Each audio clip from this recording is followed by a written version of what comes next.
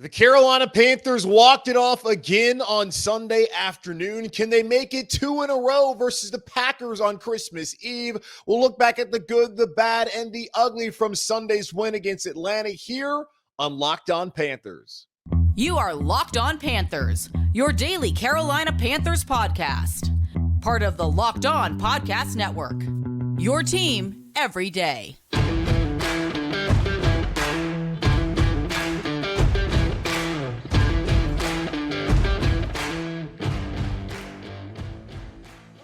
Welcome into another edition of the Locked On Panthers podcast, a part of the Locked On Podcast Network. I'm your host, as always, Julian Council, talking Carolina Panthers with you every Monday, Tuesday, Wednesday, Thursday, and Friday. Your team every day. That's our motto here on the Locked On Podcast Network. Subscribe or follow the show for free on YouTube or wherever you listen to your favorite podcast. And be sure to follow me, Julian Council, on Twitter at Julian Council, where on Wednesdays throughout the rest of the regular season, including tomorrow, I'll be right here answering your weekly Wednesday mailbag questions, either at me or DM me over on Twitter at Julian Council to get your weekly Wednesday mailbag questions into me. Now, today's episode of Locked On Panthers is brought to you by Gametime. Download the Gametime app, create an account, and use code LOCKEDONNFL for $20 off your first purchase. Last-minute tickets, lowest price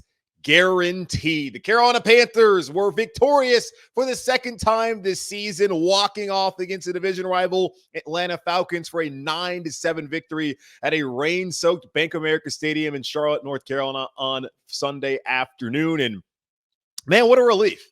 Really, what a relief it is to be back here talking about the good, the bad, and the ugly from a Carolina Panthers victory. Only the second time this season I've been able to do so, and only the 14th time since I started hosting Locked On Panthers that we've been able to celebrate a Victory Monday here in Carolina. So gonna celebrate them, gonna enjoy them when they come, because we know they don't come around very often, and when they do, they don't last very long, but we will see. Possibly the Carolina Panthers facing a Green Bay Packers team that's lost to the Giants and to the Buccaneers in back-to-back weeks, that's fallen from that seventh place spot, the final wild card spot in the NFC playoff picture.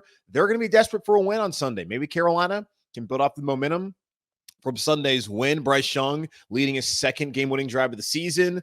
Could we possibly see the Carolina Panthers spoil Green Bay's Christmas what they win on Christmas Eve here at Bank of America Stadium on Sunday afternoon? We'll talk about that later on throughout the week and here on the show today. But first, let's go ahead and get into the good, the bad, and the ugly from the Panthers' 9-7 victory. And you look at the scoreline 9-7, you would think, well, that's got to be ugly. No. It was a complete team win for the Carolina Panthers, and it was an excellent job for the Carolina Panthers taking care of the football on Sunday in that win. Yes, Bryce Young, he fumbled but recovered. Ihmir Smith-Marsette, he muffed a punt, but he recovered. We knew those plays were going to happen on Sunday afternoon. The Carolina Panthers in week one in their loss to Atlanta turned the ball over 3 times. That cost them 17 points. The Atlanta Falcons turned the ball over twice on Sunday. That led to 6 Carolina Panthers points off of turnovers, and that's all they needed. Bijan Robinson with a poor time fumble late in the third quarter was converted into a field goal. Then Desmond Ridder, my God, man, what on earth was he seeing on that play? Throws a hellacious interception when the Falcons could have at least kicked a field goal to make it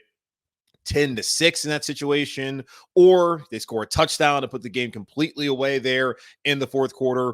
Instead, Ridder throws an interception to Xavier Woods. Carolina Panthers take it down the field around the rest of the clock and kick another game-winning field goal by Eddy Pineiro this season. And now down in Atlanta, they're talking about potentially going back to Taylor Heineke at quarterback as the Falcons are looking at their playoff chances not very favorably, falling back-to-back losses to the Buccaneers and the Carolina Panthers. So winning the turnover battle, that was massive for the Carolina Panthers on Sunday. Second thing that I thought was good, the offensive balance. And you're going to look at the total numbers. They had less than 300 yards total. It wasn't that impressive when you just look at the stat line, but when you watch the game, I am impressed by the ability for the Carolina Panthers to have balance on offense. Bryce Young, 18 of 24, 167 yards passing at a 93.6 rating, his second best passer rating on the season. The other one was against Houston in that walk-off win. The Panthers were able to run the ball 36 times, 129 yards, only 3.6 yards per carry. But Chuba Hubbard ran so hard at the end of the game to force the Falcons to use the rest of their timeouts, set the Carolina Panthers in a position where they could kneel the ball down a couple of times before kicking that field goal. Pineiro, Chuba rushed for 87 yards on 22 carries. Even Amir Smith-Marset was involved in the run game on Sunday, a couple of jet sweeps. He had 4 carries for 31 yards. Love the creativity from Thomas Brown in the run game. Love the idea the Carolina Panthers were able to throw the football even a little bit down the field. Only one completion of 20-plus yards on Sunday afternoon, but still Bryce Young, if you look at his chart on Next Gen Stats, a couple of those throws out to the boundary on the right side were 10-plus yards. I think he had 5 out of 7 from 10-plus on the right side of that drive chart, of that his passing chart, looking at Next Gen Stats on the internet. So I thought he looked great on Sunday, especially considering the weather. Still having some issues with the offensive line on Sunday afternoon. Offensive balance, love that from the Carolina Panthers. Special teams also picked up the slack after last week against New Orleans, where it was awful. 3 made field goals by Eddy Pineiro, not getting a turnover in those situations. The punting job that Johnny Hecker did was outstanding as far as field position goes in that game. We knew that was going to be crucial. Love the way that Chris Tabor was able to manage that game for the Carolina Panthers. Offensive balance, defense is playing well. Special teams, and all-around team victory for the Carolina Panthers. And another game-winning drive. Of course, that's great. Bryce Young, 17 plays, 90 yards to kill the final 7:35 of the clock. Where else would you rather be? That's what he told his teammates when he went into the huddle with 7:35 left and sitting there at their own 5-yard line. The second time Bryce has done that this season. Did it against the Texans in Week 8, 15 plays, 86 yards, kill the final 6:17. So in that situation, we have now seen twice Bryce Young be able to do that, to where he can get his team down the field, kick a field goal, and kill the entire clock, not give his opponent an opportunity. That's 2 more times than Sam Darnold ever did, than Teddy Bridgewater ever did, that Baker Mayfield, PJ Walker, any of the quarterbacks over the last 3-4 seasons here in Carolina have been able to do. And that absolutely is a positive when you're looking at this Carolina Panthers season. That's not gone as expected. Bryce Young taking some of those steps to show that possibly he could be the long-term future here in Carolina. Not an overreaction, just a reaction to a guy who's gone out there and done something that Panther fans have begged quarterbacks to do since Cam Newton 1.0 left Carolina. Taylor Moton, another positive. His Ironman streak is now at 112 consecutive games, tying former Panthers punter Jason Baker for the 3rd longest streak in franchise history. In his past 2 games, according to Pro Football Focus, he's had 71 pass blocking snaps and only allowed 1 pressure, 0 sacks. The problem for the Carolina Panthers offensive line this season, and really the last couple of seasons, aside from last year, is they don't have 5 Taylor Motons. They only have 1 Taylor Moton. If they had 5 Taylor Motons who could protect, stay healthy, and be a leader on this offense, the Carolina Panthers would have no issues on the offensive line. So unfortunately, they can't clone him and have him play guard and center in the other tackle position just yet. Maybe they'll find a way, but Taylor Moton has been the one constant on this offense for years now in Carolina. 112 straight games that he's played here, and he has been dynamite throughout his entire career with the Carolina Panthers. Yeah, he's had a little bit of a dip this year. That's been the entirety of the offensive line. But again, if they could stay healthy like him and they had 5 Taylor Motons, we would not be talking about moving Ike Ekwonu to guard, or what they're going to do at center, what they're going to do at the other guard position moving forward, because the Carolina Panthers would be set. And another shout out to Ejiro Evero and that entire defensive staff and the entire defensive unit led by Derek Brown, Frankie Louvu, and Nick Thurman on Sunday afternoon in that one against Atlanta. Everyone knew, with the weather, the way it was, all the rain coming down, you were going to have to run the football. You're going to find a way to man up and run it down the other team's throat. The Carolina Panthers, for a 3rd straight week, were able to do that. 3.6 yards per carry. Not impressive, but a lot better than 1.7 yards per carry. That's what the Falcons were able to muster on 31 rush attempts for 52 yards. Great job by everyone on the defensive line, able to win the day there. The Panthers struggled early on in the season against the run, but they have gotten much better at it over the last couple of weeks, especially post-bye. This defense has answered the call basically every week, maybe minus Dallas. They allowed only 12 first downs on Sunday afternoon, got to 2 takeaways, came into Sunday's game, last in the NFL in takeaways, got 2 critical takeaways that led to 6 points, and that was enough for the Carolina Panthers to win this game on Sunday. And again, man, they do not give up a ton of yardage. They are 4th in the league heading into Sunday when it comes to total yardage allowed. The problem has been points allowed, and the red zone defense, they only allowed 204 total yards on Sunday afternoon after only giving up 207 total yards last week against the New Orleans Saints. The Carolina Panthers defense is playing their tails off heading into the final quarter of the season, and they're going to give themselves an opportunity against Green Bay, against Jacksonville, and against Tampa for this team to win on Sundays. And you looked at it too. The only play they gave up all day long was that 56-yard pass play to Jonnu Smith, and it looked for a period of time. Had Desmond Ridder not done an interception, that was going to be the difference in the game, and that would have been unfortunate for an excellent defensive performance to be thrown out because of that. But instead, Desmond Ridder makes a terrible mistake. Bijan Robinson turns the ball over. The Carolina Panthers get their fumbles, and they win that game thanks to Eddy Pineiro's walk-off field goal the second time this season, and the third time in a row the Carolina Panthers have won a game on a walk-off field goal by Eddy Pineiro. The bad and the ugly. Not really much to look at because this was a total team win. I guess the only bad thing is the Carolina Panthers had to make another change at guard. They had success early on when Gabe Jackson came in, breaking off a couple of runs. Then he had the hold call. He gave up a sack. Bryce Young fumbled. Fortunately, recovered the football in that situation. Panthers still had to punt the ball because of some of the mistakes that Gabe Jackson made. He is now the 8th right guard the Carolina Panthers had to utilize this season. They've had 6 guys play left guard. That's the only thing I can say bad about this game on Sunday afternoon. The ugly, well, it's being nitpicky, but Thomas Brown, he is now coached in 6 games as the primary play caller for the Carolina Panthers, and his team has scored 5 touchdowns. That is bad. Now, the weather on Sunday, you get it.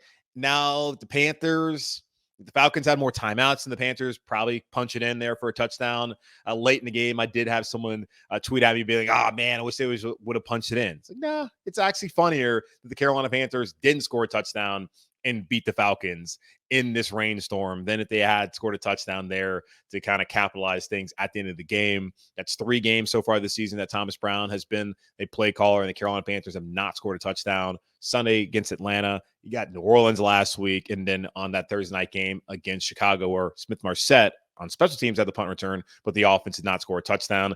That's the good, that's the bad, and the ugly from the Carolina Panthers walk-off 9-7 win against the Atlanta Falcons on Sunday afternoon at Bank of America Stadium. We'll take a quick pause and come back, and we'll talk about Chris Tabor, whether he's a candidate for this job, and what his thoughts are heading into Sunday's contest against Green Bay here in just a moment on Locked On Panthers. You shouldn't have to worry when you're buying tickets to your next big event. Gametime is the fast and easy way to buy tickets for all the sports, music, comedy, and theater events near you. With killer last-minute deals, all-in prices, views from your seat, and their best price guarantee, Gametime takes the guesswork out of buying tickets. Gametime is the only ticketing app that gives you complete peace of mind with your purchase. See the view from your seat before you buy so you know exactly what to expect when you arrive. All-in prices show your total up front so you know you're getting a great deal without hidden fees. Buy tickets in seconds with just 2 taps. And here locally in Charlotte, a ton of events going on. Of course, got the Charlotte Hornets, but the Jumpman Invitational. Going to see the North Carolina Tar Heels. Going to see Florida, Oklahoma, Michigan, all men's and women's teams playing on Tuesday and Wednesday night. Also, you got the bowl game, got the Mayo Bowl, West Virginia, North Carolina, and of course, Carolina Panthers. Christmas Eve. What a great Christmas present if the tickets are as cheap as they were on Sunday versus Atlanta. Take the guesswork out of buying tickets with Gametime. Download the Gametime app, create an account, and use code LOCKEDONNFL for $20 off your first purchase. Terms apply. Again, create an account and redeem code LOCKEDONNFL. That's LOCKEDONNFL for $20 off. Download Gametime today. Last minute tickets, lowest price guaranteed. This time last week, Chris Tabor was not a happy camper, the Carolina Panthers interim head coach. And, well, why would he be? The Carolina Panthers somehow found a way to run for 204 yards and only give up 207 yards total to the New Orleans Saints and lose by 22 points. So I can understand why Chris Tabor would be frustrated, especially when his baby. The special teams unit was god-awful, had the missed field goal by Eddy Pineiro, who made up for it, of course, on Sunday in the victory against Atlanta with the walk-off field goal and 3 field goals made. And you saw the block punt, which technically was a fumble. Chris Tabor didn't want to hear anything about it. He's like, that's fantasy football. No, actually, that's the National Football League coming out and saying that actually because your guy didn't block at all, that Johnny Hekker never even touched the ball as far as with his foot. So it was a fumble. But I kind of tend to agree with Chris Tabor, not the fantasy football part, but the fact that, like, yeah, I'm going to count that as a block punt. It was clearly a block punt, and that was a 10-point swing there on the afternoon against New Orleans. And he was not happy last Monday when speaking to the media during his day after press conference. And why would he be? The team was 1-12. They had lost 2 straight games with him as the interim head coach, and he might have been thinking, I could have a future here in Carolina if maybe we could just win a couple of games. But congratulations to Chris Tabor and to the rest of the organization, everybody in that locker room, that coaching staff. Yes, even Thomas Brown and the offensive coaching staff for getting the win on Sunday afternoon. You saw Bryce Young, if you watched the press conference, it felt like a weight had been lifted off of him when they won that game. That was the same feeling against Houston. This guy has never in his life lost like he's losing this season with the Carolina Panthers. That's just the nature of the NFL and the way that the draft goes, where the worst teams in the league, and I know the Panthers moved up to go get him, and they were very close to being a playoff team, and I don't think a lot of people predicted the Panthers to be the worst team in the NFL this season. It's still surprising to me. Now, there's some things that I did predict would happen, like the receiving staff being trash. No offense, they're not trash, but not being up to snuff, not good enough to compete at this level in the NFL. A lot of the other things like the offensive line regression, didn't see that. The rash of injuries. They have 16 players on injured reserve. That's 14 from the active roster and then 2 from the practice squad that are on IR. They've had 6 other players that have come off of IR and been activated. So that's 22 players this season that have had to go on injured reserve. That is insane. Hard to have any sort of success with that kind of roster attrition and turnover week to week with the injuries. So you couldn't have predicted that, but it is surprising for the Carolina Panthers to be sitting here at 2-12. So I'm very happy that they won for my sake, having to come up here and talk about this team every day. I look back and read some of the live comments when I did the show yesterday, and people saying I've not seen him smile like this in months. Well, yeah, it's draining to keep coming up here before they were able to win the game. Because I sat there, I was like, oh man, I don't know if they're going to win this. It looks like they're going to punch it in Atlanta, and before Ritter threw the interception. And then it got to the point where I was like, oh hell, they're going to find that way to actually win this game. And then I was overcome with joy, as you would have heard or seen on the show yesterday. But damn, y'all, it's tough to sit here and to watch team be this bad. And I can only imagine how they feel. You feel a type of way. I feel a type of way. At least you can get away from it. I got to do this. And for them, it's their livelihood. I get paid to do this too, but it's really their livelihood, their jobs. They have spent so many years of their life to get to this point, and to lose week in and week out. I can only imagine what that is like, to keep banging your head against the wall and getting no positive results. The process may have been right. I like the process of how they went to get a head coach last year. I like the idea of bringing in a veteran coaching staff on the offensive side of the ball to help develop a rookie quarterback. Just the way that it's all played out has, of course, not been positive. And if it were positive, Frank Reich would still be here. And I think more of the fan base would be on board with Bryce Young moving forward. But as far as what Chris Tabor had to say on Monday afternoon, he has not given any thought to being the full-time head coach here in Carolina. I don't even think necessarily he should be ruled out. I don't think that he should be the top candidate. I like that he's a special teams coordinator, to where you've seen someone like John Harbaugh have a ton of success there with the Ravens. They're looking like they're going to be the number 1 seed again in the AFC. Joe Judge was another one who was special teams coordinator who didn't have success. I understand that. Rich Bisaccia probably should have got the Raiders job. Absolutely should have got the Raiders job over Josh McDaniel and that complete clown show there in Las Vegas the last a couple of years before he got fired earlier this season. He's a special teams coordinator that helped the Raiders get to the playoffs. So special teams coordinators, they have a pulse of the entire team. They have to really interact with all the guys. I do like the idea with someone who is special teams coordinator being a head coach, because of more having to be like a CEO, also be an on-field coach in that situation. But I don't think Chris Tabor necessarily is the top candidate of all the guys on the coaching staff. He shouldn't be the top candidate, in my opinion, should be a Jero Vero for what he's been able to do with that defensive unit, despite all the injuries that we just talked about, and that his staff is actually together, unlike the offensive coaching staff. And there's no reports that potentially could link him to being someone who's going up to the owner. That's just my thoughts on the whole situation. But at 1-2, one win so far, the first in Chris Tabor's career as a head coach. I don't think that should be enough to really drum up the conversation of him taking over as a full-time coach in Carolina. Now, if they win the next 3 games, then go ahead, put his name in the hat, figure it out. But still, David Tepper needs to go about the process, I think, the same way he went about it last time. I don't think they need to pay a search firm. That's one of the best grifts going on out there.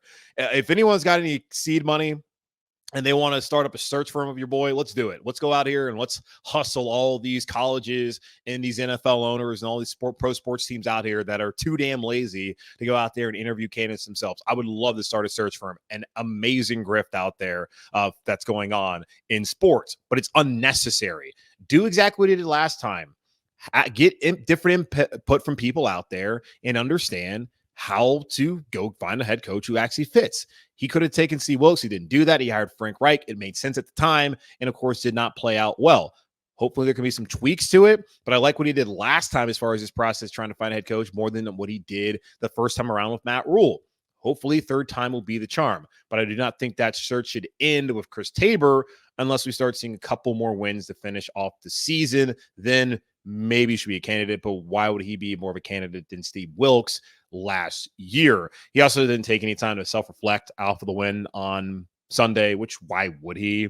The team still sucks. They're 2-12. It's a great feeling to get that win. It turns out that giving those guys a day off last Monday, just kind of get their breath, actually worked out in their favor, but they got to still figure out what they're going to do. They got 3 more games left in the season. We'll go out there, beat Green Bay, beat Jacksonville, beat Tampa, build momentum into the offseason. Then that would be possibly the best way for Chris Tabor to keep his job as a special teams coordinator again next season, knowing that he is a David Tepper favorite. And David Tepper, I'm hoping he doesn't make the same mistake again, but he could encourage the next head coach to keep Chris Tabor around. And I don't necessarily think that's a bad idea, even though the owner may want to use him as somebody to really get a pulse on the team. And that's just not a healthy environment. But Chris Tabor has proven that he is an outstanding special teams coordinator. James Campen, hard to see him coming back. And lastly, the only other thing I kind of took away from what he had to say on Monday, Gabe Jackson, as I mentioned, came in to play right guard for Nash Jensen there in the third quarter. They got a couple big runs before a couple of mistakes. And Chris Tabor said that it's something that they felt like they needed to do at the time as far as bringing in Gabe Jackson into that game, and that they'll work hard this week to build off of the good things that he did and try to correct some of the mistakes that he made in the game. But he's still kind of TBD on whether he'll start at right guard. My guess is because he's a veteran and they took some time to get him into the game and had a little bit of success with him, and that Nash Jensen is a young player, only played now 3 NFL games in his career and was replaced on Sunday by Gabe Jackson, that Gabe Jackson will be starting at right guard while Cade Mays will be starting at left guard. That's just my hunch heading into the game on Sunday against the Green Bay Packers. Now, with Green Bay coming to town, the Carolina Panthers, they, of course, got to win on Sunday. Is it time to start building some momentum over the next 3 weeks as they still have 3 more opponents who sit there in prime position to make the playoffs? We'll talk about that here in just a moment on Locked On Panthers. These days, every new potential hire can feel like a high-stakes wager for your small business. You want to be 100% certain that you have access to the best qualified candidates available. That's why you have to check out LinkedIn Jobs. LinkedIn Jobs helps you find the right people for your team faster and for free. It's so easy to create a free job post on LinkedIn Jobs. And when you do, make sure to add the purple hashtag hiring frame to your LinkedIn profile to spread the word that you're hiring. Simple tools like screening questions make it easy to focus on candidates with just the right skills and experience so you can quickly prioritize who you like to interview and hire. It's why small businesses rate LinkedIn Jobs number 1 in delivering quality hires versus leading competitors. LinkedIn Jobs helps you find the qualified candidates you want to talk to faster. Post your job for free at linkedin.com/lockedonnfl. That's linkedin.com/lockedonnfl to post your job for free. Terms and conditions apply. I thought heading into the weekend against Atlanta that the best case scenario for the Carolina Panthers heading into the final quarter of the season was to try to play spoiler versus the Falcons, the Packers, the Jags, and the Buccaneers, 4 teams that all were hoping to be playoff teams here in 2023. And it looks like they've successfully done that so far with the Atlanta Falcons, as Tampa Bay beat Green Bay on Sunday, New Orleans beat the Giants on Sunday, and of course Atlanta only had 204 yards and lost to the 1-12 Carolina Panthers. Ha, ha, ha. In your face, Falcons. Always feels good. Of all teams to go out there and beat that team. I had my dad call me after the game yesterday just saying, it always feels good to beat the Falcons. That's absolutely the team that you would love to see the Carolina Panthers get a win against. And they went out there and did it, winning the turnover battle, getting that game-winning drive. And I think they can now build a little bit of momentum. And still the important thing for the final 3 weeks of the season is the development of Bryce Young and him feeling confident and looking like a guy who could potentially be your franchise quarterback. Now, when I look at Bryce, you can go back and look at the film, and there are times when given an opportunity to make some plays and given time in the pocket, he can throw some dots. We have seen that so far this season. He just has not looked that comfortable back there under center, in large part because the receivers not getting open. We know the offensive line struggles and injuries, and of course his own limitations and his lack of experience as a rookie in the NFL. We all understand that, but yesterday I felt like was a good step in the right direction. Now, last time we saw the Carolina Panthers have a game-winning drive, they came back the next week and Bryce Young threw 2 pick sixes. Can he learn from the mistakes he made that time around and not make them again this time around? Go back to week 1. Bryce Young intercepted twice by Jesse Bates, similar throws. Jesse Bates, one of the better safeties in the NFL, being able to kind of cheat a little bit, get off his route, and go out there and get the interceptions. Bryce Young did not put the ball in harm's way on Sunday afternoon as far as in the passing game against the Atlanta Falcons. Can he learn off of the mistakes he made with the pick sixes after having success with that win against Houston coming up on Sunday against Green Bay? We will see. That is so important for the final 3 weeks when it comes to building Bryce Young's confidence heading into the 2024 offseason, where then the Carolina Panthers must find some receiving help, find I don't even know if they need to find a new offensive line, but get those guys healthy and back to having some sort of continuity when it comes to that position. But then, of course, you got to find the right scheme, the right coaching staff around him to help elevate Bryce Young heading into the 2024 season and hopefully turning things around for the Carolina Panthers next year. But really, as a team, you'd also love to build some momentum after getting that win against Atlanta. The Falcons, they have fallen back when looking at the NFC wildcard picture at 6-8. They are still only 1 game behind the Vikings, the Rams, the Saints, who are all right now tied at 7-7. Recording this before Monday Night Football, the Seahawks currently sitting at 6-7, but the Falcons, of course, behind them in the standings. Green Bay, who the Carolina Panthers face on Sunday. After losing 2 straight games, the Packers have gone from sitting in the playoffs 2 weeks ago to now being on the outside looking in, still only 1 game back of Minnesota, Los Angeles, New Orleans, and potentially Seattle. If they win on Monday, they're sitting at 6-8, having lost 2 straight games to the Giants on Monday Night Football, then on Sunday to Tampa Bay. They're reeling. They desperately need a win. Wouldn't it be nice to kind of put a nail in the coffin there for the Green Bay Packers? I don't know if 8-9 is going to be good enough to get to the playoffs as a wild card in the NFC. It feels like you want to stay there at least 9-8. So the Packers are probably done on Sunday. Not technically. I don't think they can be eliminated. Don't think they can officially be eliminated on Sunday with the loss. Maybe they could. I would have to look at the scenarios, but not a Packers fan. So we'll talk to Peter Bukowski of Locked On Packers about that later on this week. He can kind of give us a rundown as far as their playoff scenarios are. But looking at it, the Packers can't lose, but it'd be nice. The Carolina Panthers can kind of put a nail in their coffin. You look at Tampa in week 18 at home. It's as simple as this. The Buccaneers last year, you play them week 17 on the road. You were banged up. You didn't have JC out there. Mike Evans had a huge day. Tom Brady had a huge day, and they took the division right from you. And they also took away the opportunity for the head coach that you should have had, Steve Wilkes, to be the head coach in Carolina. Really, that's David Tepper's own mistake in his own. Anyways, but still, it would be pretty hard for Tepper. And we saw Mark Davis do it the year prior with Rich Bisaccia, who turned things around there in Las Vegas and got the Raiders to the playoffs before losing to the Bengals in that wild card round, that he moved off of him and got Josh McDaniels.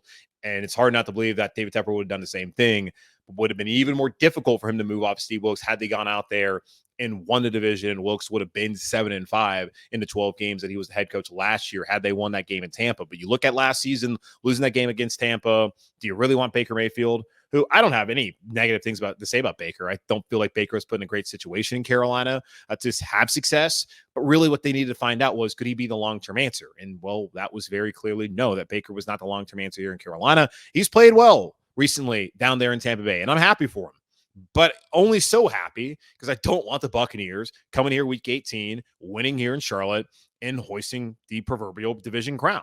I don't want that to happen. I don't want Baker Mayfield to come back here and be able to celebrate on this field after the team gave up on him a year ago. So that's another game that the Panthers should absolutely be motivated to come out there and win, especially knowing it's week 18, and who knows what kind of momentum they have if they're able to win against Green Bay on Sunday, then go to next Sunday at Jacksonville. And that's a team, the Jags are not in a good spot right now. They're 8-6. They're still sitting there as the 4 seed in the AFC playoffs, but they are tied with Indianapolis, who is the final wild card team right now in the AFC, and in Houston sitting there at 8th for the spot right outside of Indianapolis in the wild card. They have to win. And Buffalo sitting there at 8-6 too. There are 1, 2, 3, 4, 5 teams in the AFC playoff picture that are 8-6. And Cincinnati's got his right now is in there in the wild card. Same with Indianapolis, with Houston and Buffalo right on the outside looking in. But Indianapolis and Houston are right there, tied of Jacksonville to potentially win the AFC South if the Jags are not able to have some success. And the Jags are 4-1 in division, and they have one more divisional game remaining. It's the Tennessee Titans in week 18. So they are probably going to be fine as far as the divisional record tiebreaker. But still, Jacksonville, man, they cannot. I know Trevor Lawrence has got some concussion issues. They cannot lose to Carolina next Sunday. I love the position the Panthers are in. If they're going to be bad, let them at least be bad enough to the point where they start to build a little bit at the end of the season. And I know it's only one game, but still would be nice if they can just go out there, play spoiler against Green Bay, especially Green Bay. Come on, forget Green Bay. And then Jacksonville, and then Tampa. What a great ending to the season that would be for the Carolina Panthers, so they can find a way to win 4 in a row. It would be frustrating, but still would it be a nice ending to the season. It's not like you're losing out on the number 1 overall pick or the number 2 pick, maybe the number 1 or 2 pick in the second round. That just feels inconsequential to this point, at least to me, as far as the Carolina Panthers go. But yeah, would like to do a couple more victory podcasts here to end the season. So good win for the Carolina Panthers on Sunday afternoon at home against the Atlanta Falcons. That's going to wrap up this edition of the Locked On Panthers podcast, a part of the Locked On Podcast Network. Again, hosted by yours truly, Julian Council. Subscribe or follow the show for free on YouTube or wherever you listen to your favorite podcast. And be sure to follow me, Julian Council, on Twitter at Julian Council, where I'll be back with you again on Wednesday to break down and answer your weekly Wednesday mailbag questions, either at me or DM me over on Twitter to get those questions into me now. But in the meantime, be safe, be happy, be whole as always, and forever. Keep pounding, and I'll talk to y'all on Wednesday.